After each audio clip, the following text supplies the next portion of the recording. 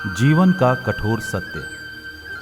भगवान विष्णु गरुड़ पर बैठकर कैलाश पर्वत पर गए। द्वार पर गरुड़ को छोड़कर खुद शिव जी से मिलने अंदर चले गए।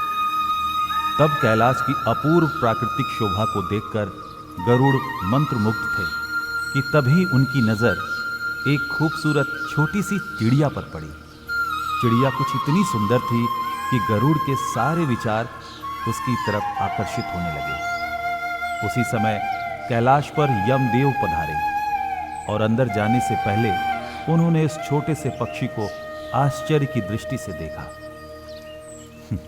गरुड़ समझ गए कि उस चिड़िया का अंत निकट है और यमदेव कैलाश से निकलते ही उसे अपने साथ यमलोक ले जाएंगे। गरुड़ को दया आ गई। इतनी छोटी और सुंदर चिड़िया को मरता हुआ नहीं देख सकते थे वे। उसे अपने पंजों में दबाया और कैलाश से हजारों कोस दूर एक जंगल में एक चट्टान के ऊपर छोड़ दिया और खुद वापस कैलाश पर आ गए। आखिर जब यम बाहर आए तो गरुड़ ने पूछ ही लिया कि उन्होंने उस चिड़िया को इतनी आश्चर्य भरी नजर से क्यों देखा था। यमदेव बोले, गरुड़, जब मैंने उस चिड़िया को देखा तो मुझे ज्ञात हुआ कि वो चिड़िया कुछ ही पल बाद यहां से हजारों कोस दूर एक नाग द्वारा खा ली जाएगी।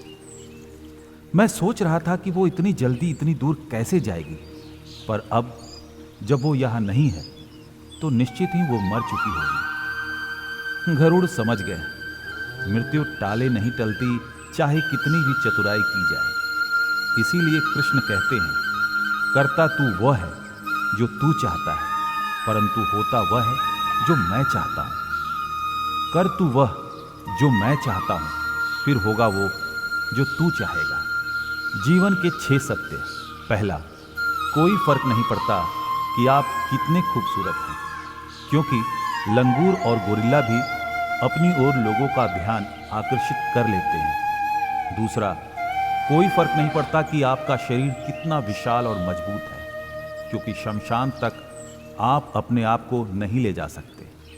तीसरा, आप कितने भी लंबे क्यों ना हो, मगर आने वाले कल को आप नहीं देख सकते। चौथा, कोई फर्क नहीं पड़ता कि आपकी त्वचा कितनी गोरी और चमकदार है, क्योंकि अंधेरे में रोशनी की जरूरत पड़ती ही है।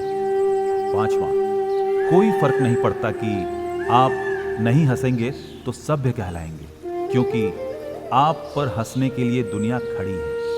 छठवां, कोई फर्क नहीं पड़ता कि आप कितने अमीर हैं और दर्जनों गाड़ियां आपके पास हैं, क्योंकि घर के बाथरूम तक आपको चल के ही जाना पड़ेगा।